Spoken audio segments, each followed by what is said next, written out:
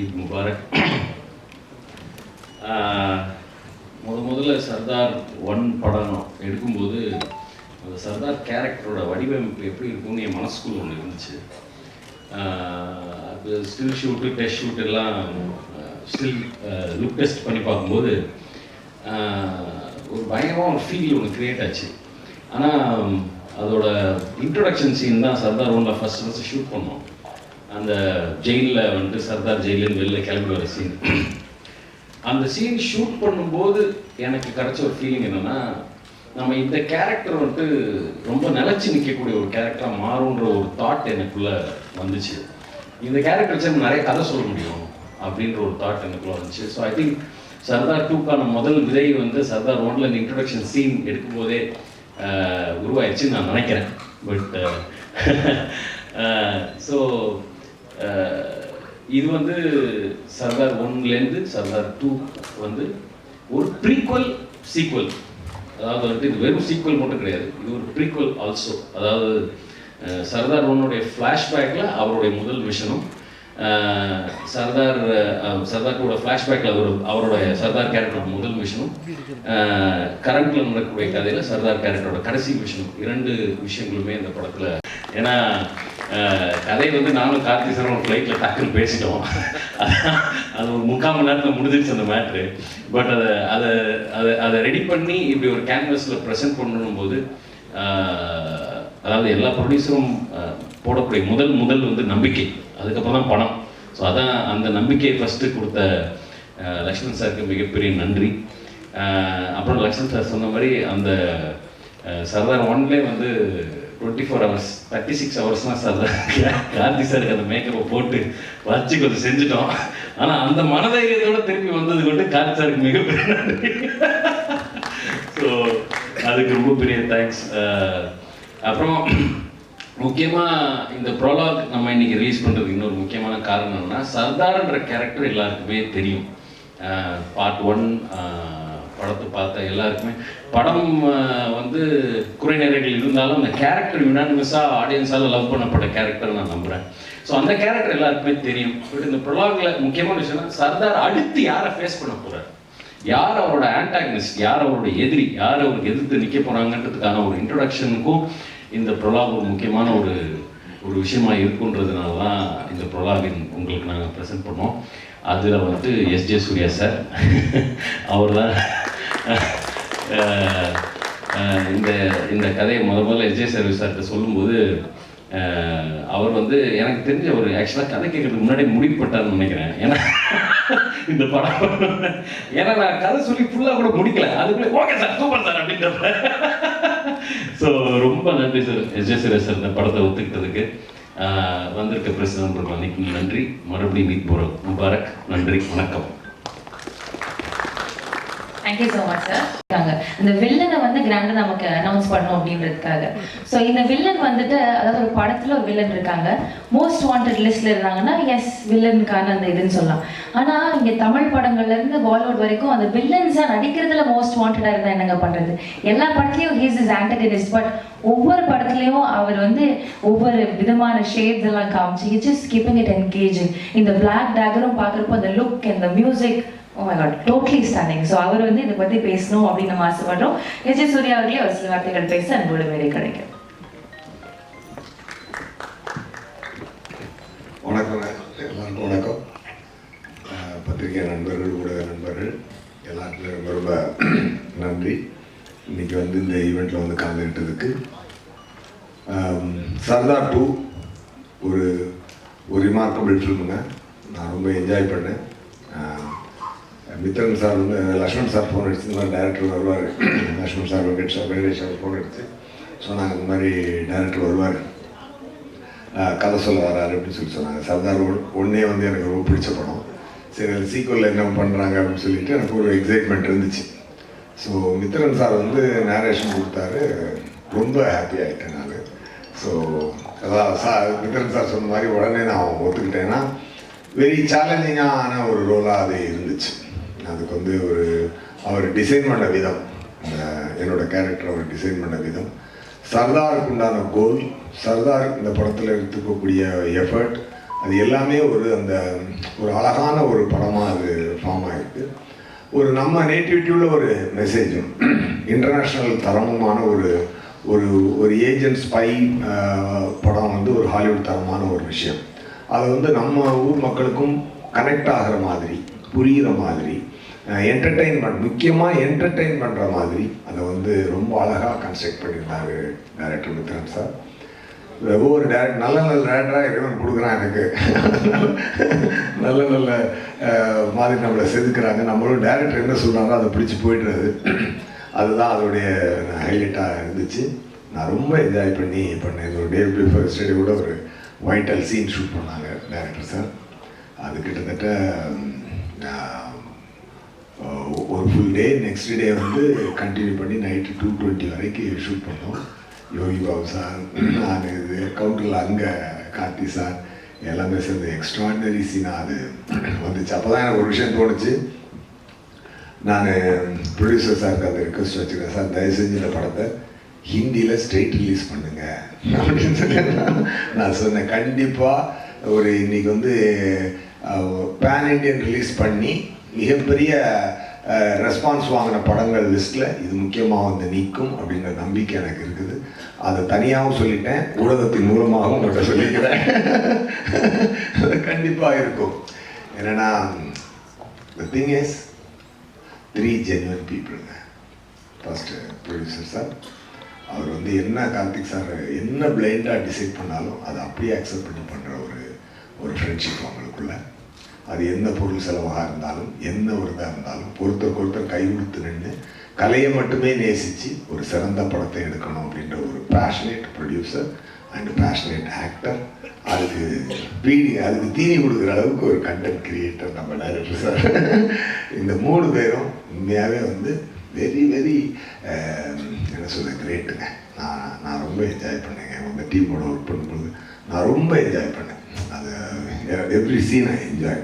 அந்த மித்ரன் சாரோட sensibility, look and feel எல்லாமே ஒரு தரமாக இருந்துச்சு. ஜார்ஜ் சாரோட ஒளிப்பதிவு ரொம்ப பிரமாதமாக இருந்துச்சு. 2 பேரும் ஃப்ரெண்ட்ஸ், எல்லாருமே ஃப்ரெண்ட்ஸ் ஆக்சுவலாக. அதனால தான் அவங்களுடைய கனவை வந்து காசை மீறி பிளான் பண்ணி அடிக்கிறாங்க. ஸோ அதுக்கு உண்டான ரெஸ்பான்ஸ் என்டையர் இந்தியா இருக்குன்றதை நான் நம்புகிறேன், உண்மையாகவே நம்புகிறேன். அண்டு கார்த்தி சாரோட டெடிகேஷனை பற்றி சொல்லணும்னா, கார்த்தி சார் இருக்கக்கூடிய பெரிய ப்ளஸ் என்ன அப்படின்னு சொன்னால், மூளையும் மனசுக்கும் ஃபில்டரே இல்லாமல் வார்த்தை வரும். அது நல்லதாக இருந்தாலும் சரி, அது தப்பாக இருந்தாலும் சரி, எதாக இருந்தாலும் ஸ்ட்ரெயிட்டாக பேசக்கூடிய ஒரு ஃபில்டர் இல்லாத ஒரு சிறந்த மனிதர். நல்ல நடிகர் போக ஒரு சிறந்த மனிதர், ரொம்ப சின்சியரான ஆக்டர். அது வந்து எப்படி சொல்ல, ஒரு star actor. And Mithran sir சொன்ன மாதிரி கிட்டத்தட்ட அந்த கெட்டப்லாம் போடுறதுக்கு 2.5 hours, ரிமூவ் பண்ணுறதுக்கு 45 minutes அப்படி எவ்ரிடே அதை கேரி பண்ணி பண்ணுறது. இதுக்கப்புறம் அவர் அதுக்குள்ளே எடுத்துக்கிட்டு அந்த தாடிக்குள்ளே இருந்துக்கிட்டு அந்த கண்ணை வச்சுட்டு அவர் ஒரு நடித்த ஒரு விதம் ரொம்ப அழகாக இருந்தது. ஒரு நண்பனாக நான் அதை ரொம்ப ரசித்தேன். ஸ்பாட்டில் ரொம்ப we had a very good time.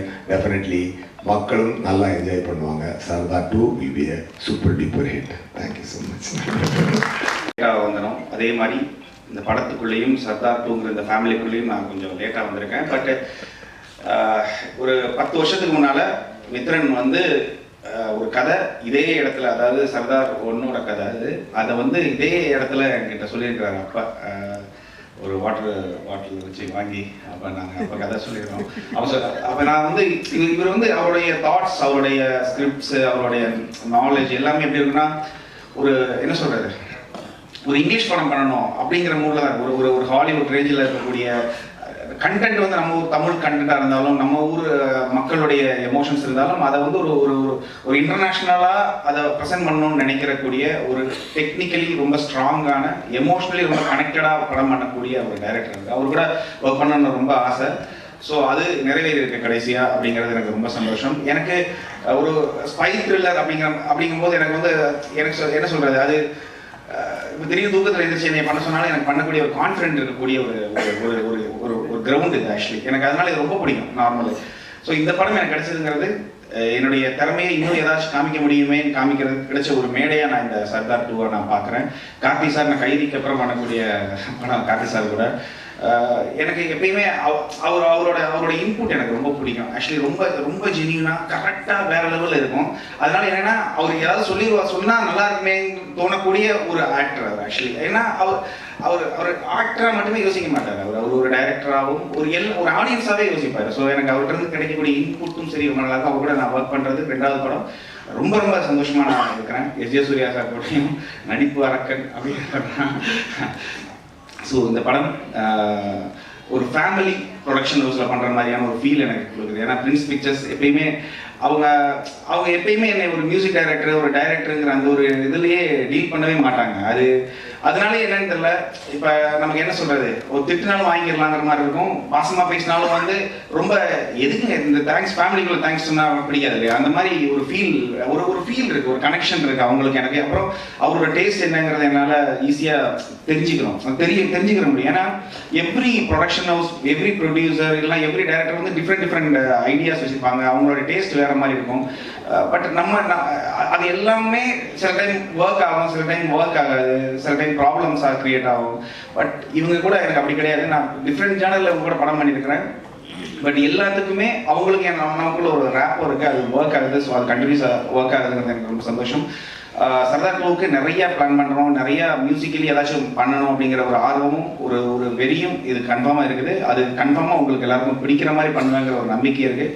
So இந்த படத்துக்குள்ளே வந்து நான் ரொம்ப சந்தோஷமாக இது ஆக்சுவலி என்னோட ஈவெண்ட்டாக நான் லைட்டாக எடுத்துக்கிறேன். ஏன்னா சாம் வந்து இந்த படத்துக்குள்ளே வந்துட்டாரு அப்படிங்கிற மாதிரி. ஏன்னா எனக்கு அவ்வளோ பெருமையாக இருக்குது. நான் இதை வந்து வேறு மாதிரி சொல்லலை, ஒரு ரொம்ப பெருமையாக இருக்குது இந்த மாதிரி ஒரு நல்ல ஸ்கிரிப்டில் நல்ல ஒரு மூவியில் நான் வந்து ஜாயின் பண்ணுறது. ஸோ ரொம்ப ரொம்ப பாசிட்டிவாக ரொம்ப ஒரு சந்தோஷமான ஒரு இதாக நான் எடுத்துக்கிறேன். எல்லாருக்குமே ரொம்ப thank you so much. Like for example ஒரு இன்னசென்ட்டான கேரக்டர் இருந்தாலும் சரி, ஒரு மாதிரி ரக்கடான ஒரு கேரக்டர் இருந்தாலும் சரி, ஃபைட் பண்ணுற ஒரு ஆக்ஷன் ஹீரோ இருந்தாலும் சரி, எனிதிங் அவரோட ஸ்டைலில் அது ஒரு பர்ஃபெக்டாக ஒரு க்ளவ் மாதிரி ஃபிட் ஆகிடும் அதுக்குள்ள.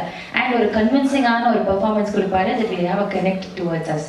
எஸ். ஜே. சூர்யா சார் பேசும்போது சொன்னார், எந்த ஒரு ஃபில்டரும் இருக்காது அவர் பேசுகிறப்போ அப்படின்றாரு. அதே மாதிரி தான் ஒரு நடிப்புலேயும் பெருசாக ஒரு ஃபில்டரோ ஒரு இன்ஹிபிஷன் எதுவுமே இல்லாமல் ஒரு வெரி ஃபைன் ஆக்டர் அப்படின்ற ஒரு ஒவ்வொரு படத்துலையும் இம்ப்ரூவ் பண்ணிகிட்டே இருப்பாரு. ஸோ சர்தார் 2 அப்படின்றப்போ again we are having a great expectation.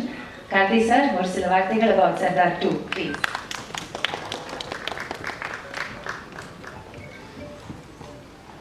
எல்லாருக்கும் வணக்கம்.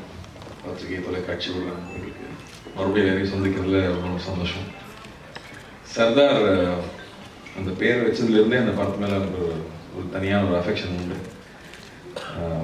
ஒரு இன்னசென்ட்டான கிராமத்தில் ஒரு நாடக நடிகன், அவரை ட்ரெயின் பண்ணி அவன் ஒரு ஸ்பை ஆக்கி ஒரு பெரிய பெரிய ப்ராஜெக்ட்ஸ் பண்ணியிருக்காங்க.